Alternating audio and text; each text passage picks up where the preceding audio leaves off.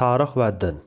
Din insoniyat tarixida har qanday bir millat yoki qavm va yoki ma'lum insonlar to'pi ichida ularning tipi, irqi va jinsining har xil bo'lishiga qaramay, ular orasida ma'naviy qimmat va ruhiy oziq sifatida yer olgan muhim elementlar jumlasidandir.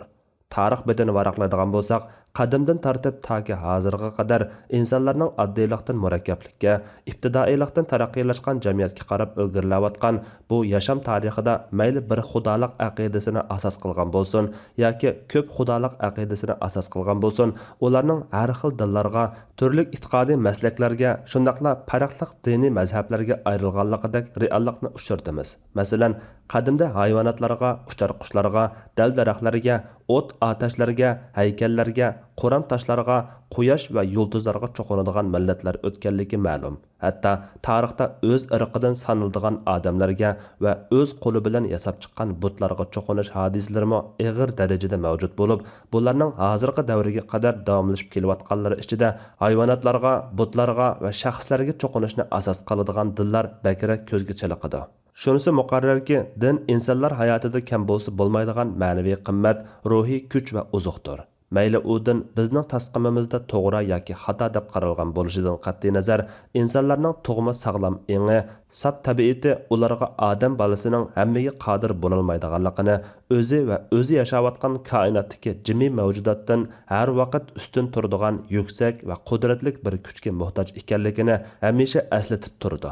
Din bilan inson orasidagi munosabat tarix mobaynida izchil holda o'zaro hamrohlik, yetaklanish, әгішіш va aqida qilish asosida rangarang tus va har xil nom atoqlarda mavjud bo'lib keldi.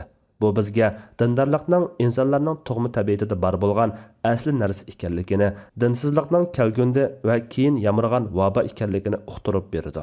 Mutafakkur olim Abdurahmon Habannaka al-Maydani aytgandek, navoda biz insoniyatning apridi bo'lishidan tortib toki davrimizgacha bo'lgan jarayonga nazar tashlaydigan bo'lsak, sog'lom aql va suzuk ong bilan yashaganligi kishi garchi hayotining ma'lum mazgillarida bir qism gumon va savollar bilan tangirqab qolsa-mu, koinotning yo'nalishini va boshqarishini o'z ilkida tutib kelayotgan bir kuchning mavjudligiga e'tiqod qilmay bu olamdan xo'shlashmagan. Milodiyaning dastlabki asrlarida yashagan greklarning buyuk tarixchilaridan Plutarkning buni mashhur so'zimi tarixda dinning insonlar hayotida naqadar muhim o'rinda turib kelganligini tushuntirib berdi. Tarixda qal'asiz shaharlar, qasrsiz, qo'rg'onsiz va imoratlarsiz yurt shaharlar bo'lgan. Ammo shuncha uzun tarix mobaynida ibodatgohsiz biror yurt yoki shahar mavjud bo'lgan emas. Atoqli fransuz faylasuf Henri Bergson bu nuqtani ta'kidlab mundaq deydi: Darhaqiqat, ilm fandan bexabar, san'ati va falsafasi yo'q xalq mavjud bo'lib baqqan bo'lsa-mu, ammo dini yo'q insonlar to'pi mavjud bo'lib baqmagan. Mana bu haqiqat Qur'on Karimda o'ttirg'a qo'yilgan bo'lib, Qur'on bu haqda xabar berib mundaq deydi: Qandaqli bir ummat bo'lmasin, uningga ogohlantiruvchi avatilgandir.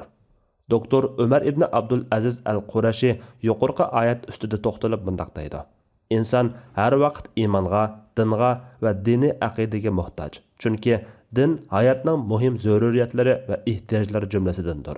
Inson hech qachon yaratquchisiga ishonish va uningga qulchilik ko'rsatishdan behojat bo'la olgan emas. Shuningmi, inson apridi bo'lgandan tortib, yer yuzida e'tiqod va dindan xoli biror millat yoki xalq mavjud bo'lgani yo'q. Mana bu Alloh taolaning qandaqli bir ummat bo'lmasin, uningga ogohlantiruvchi avatilgandir degan so'zining amaliyatidir. Oyatdagi ogohlantiruvchi degan so'z orqali payg'ambarlar, elchilar va payg'ambarlarning ilmini miros qilib olgan ulamolar ko'zda tutilgan bo'lib, ular ummatni Allohga kufrlik qilishning, Allohning kitoblarini, elchilarini va ular elib kelgan shariatlarni inkor qilishning oqibatidan ogohlantirdi. Ularni yaratquchisiga sherik keltirish, uningga osiylik qilish va uningdan payg'ambarlarga xiyonat qilish qatorliq jinoyatlarning elib keladigan xatarlardan ogohlantirdi.